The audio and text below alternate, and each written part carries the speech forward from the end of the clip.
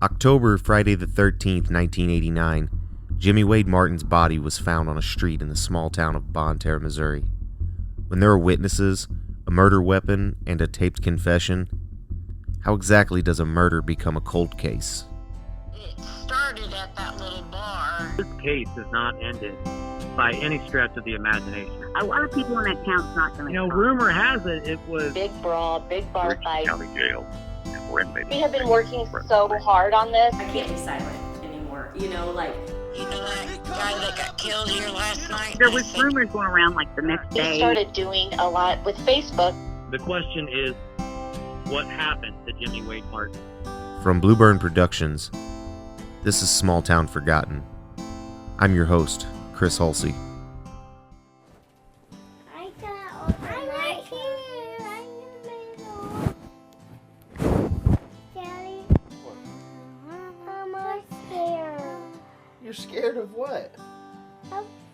of monsters. Mom, there's no monsters in here. You want to sleep in the middle? I'm not scared. Then I want to sleep in the middle. Daddy, I'm not scared anymore. You're not? Well, good. You don't need to be scared. Brooklyn, lay over here. I want to sleep in the middle.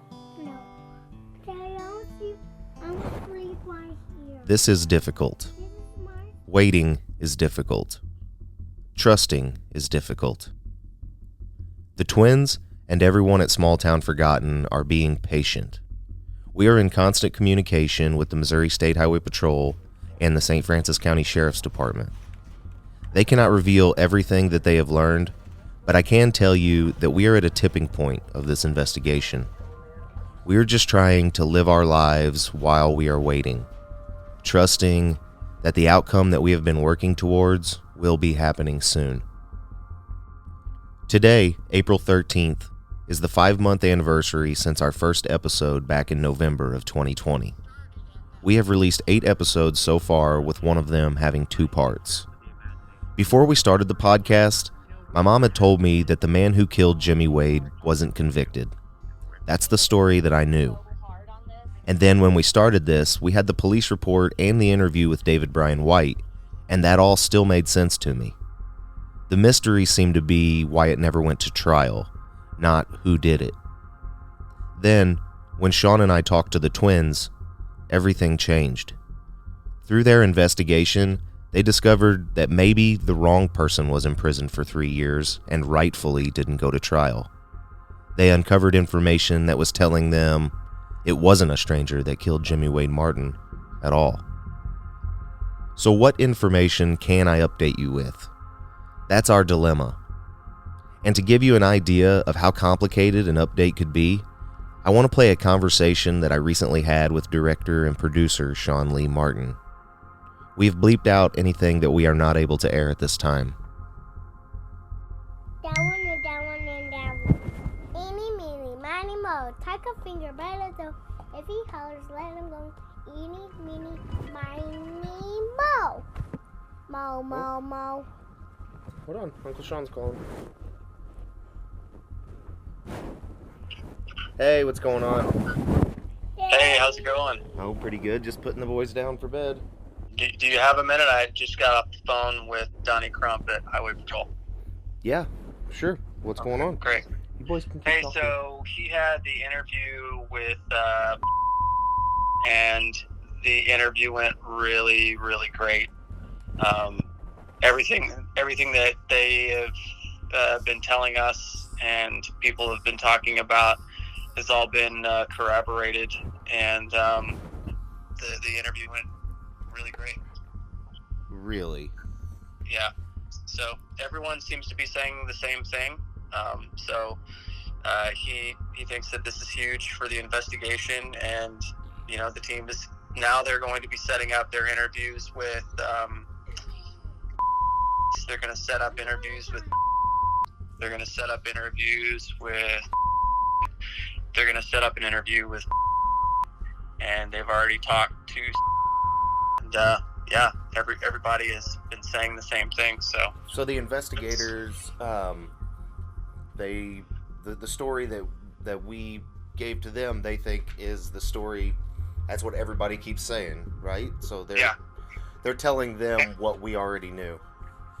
Absolutely, and the names that keep coming up are the same names that we gave law enforcement back in December. So this is really great. Like, people are talking, and it's just huge. I think it's only a matter of time, and they seem to be pretty positive that we could get an arrest soon.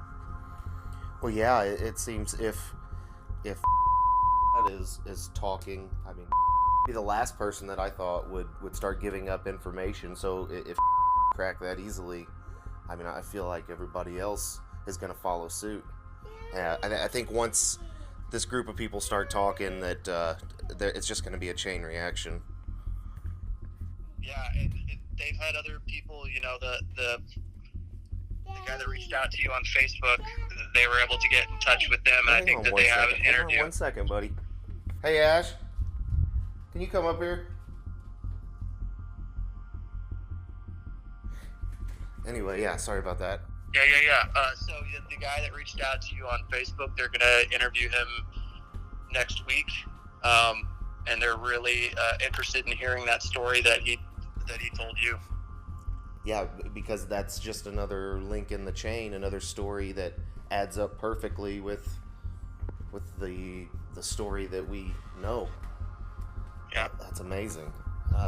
So yeah, this is huge, and I think that it's only a matter of time, and they feel pretty confident that these next few interviews, that they're gonna kind of just lock in what they need to get going after an arrest. And then they feel like, I mean, I'm guessing if all these people keep telling the same story, that are next. They're the next on the chopping block. Absolutely. I think that they said that when they bring in, they want to have all of their ducks in a row. So that door, when walks in that room. It's really, I'm just blown away. Yeah, and we know that they're listening, so they've got to be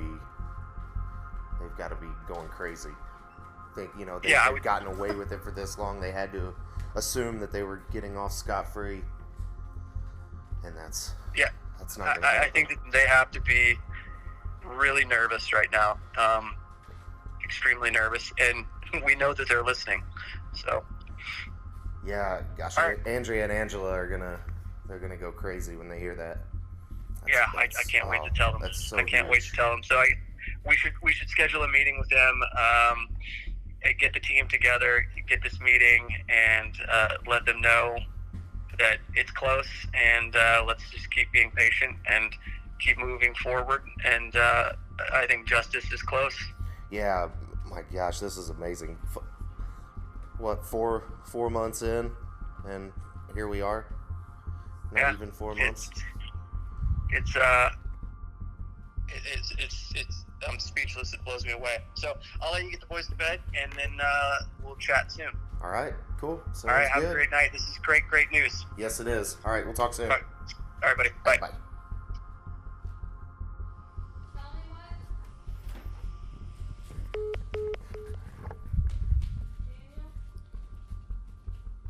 Ash, I'm not going to believe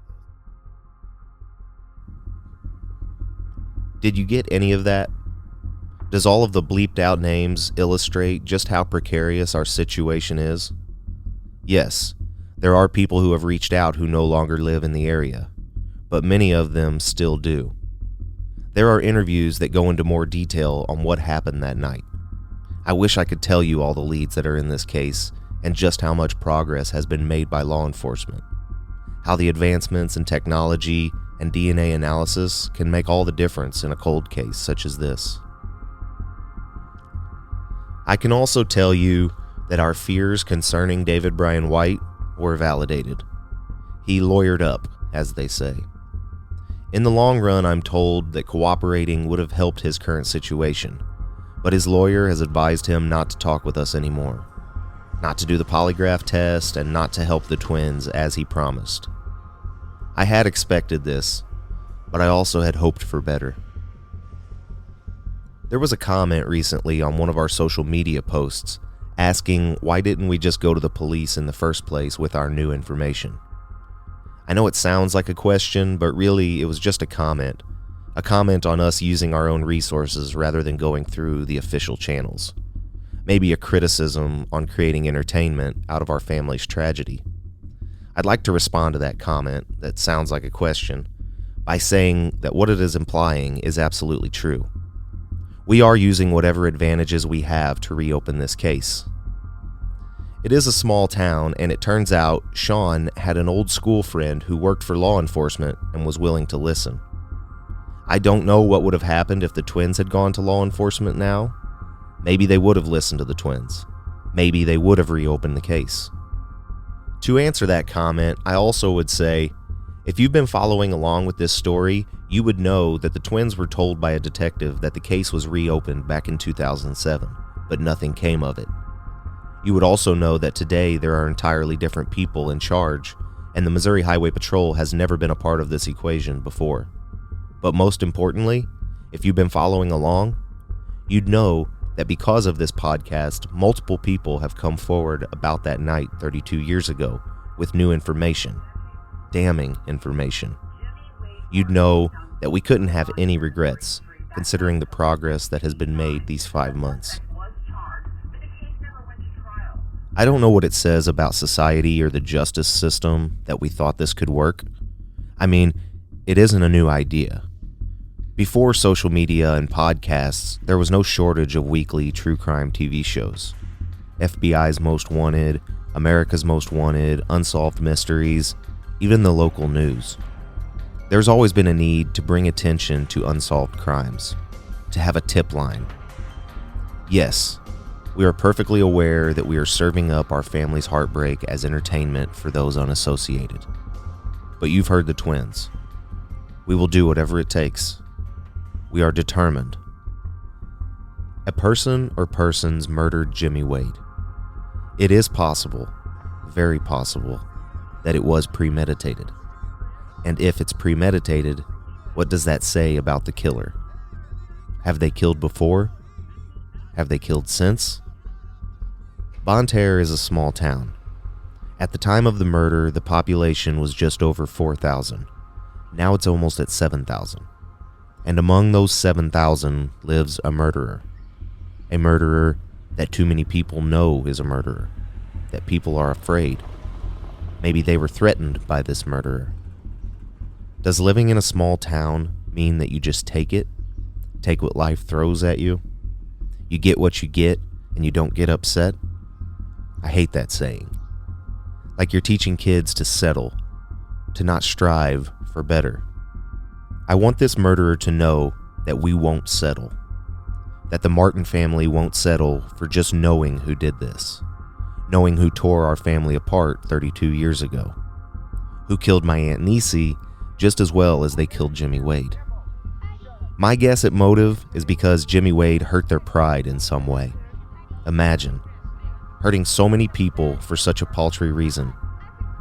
Maybe even realizing afterward that they had hurt themselves in the process. Damaged their own soul. We know that this person or persons are listening. It is a small town after all. Your secrets are not safe any longer. The twins never let this go, and we will not let this go. Because it's not just us who want justice now. It's the army of people who have come forward at some risk. It's law enforcement. It's a new team of investigators.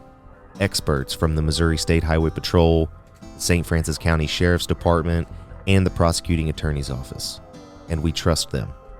They are working hard, working on current caseloads and day-to-day public service while simultaneously working on this cold case. This team is leading the way and working with those who have come forward to tell the truth of what happened that night. And so many people have come forward with the same names and the same story. We know that you murdered Jimmy Wade Martin, and now law enforcement knows you did. And soon, everyone will know. This is where I would normally say next time on Small Town Forgotten and set up the next episode. But we are at a point that putting out any of the interviews or information that we have could jeopardize the investigation. We are so close, and we do not want to mess this up. Our goal and our hope is to title our next episode, An Arrest. Small Town Forgotten is presented by Blueburn Productions, writer and executive producer Vanessa Martin, creative and executive producer Ashton Hulsey, director and executive producer Sean Lee Martin, and myself. Small Town Forgotten is produced in association with Vagrant Media Productions, Brett Wiley, Jake Delaloy, Caleb Cook. Podcast distribution and digital strategy by Logan Janis with Kerrigan Ventures. Original music written and performed by Todd Hulsey. For more information, please visit smalltownforgotten.com. Please like, follow, and subscribe on Facebook, Instagram, Twitter, and YouTube. Special thanks to the twins, Andrea and Angela, for their perseverance. I'm your host, Chris Hulsey. Thanks for listening to Small Town Forgotten.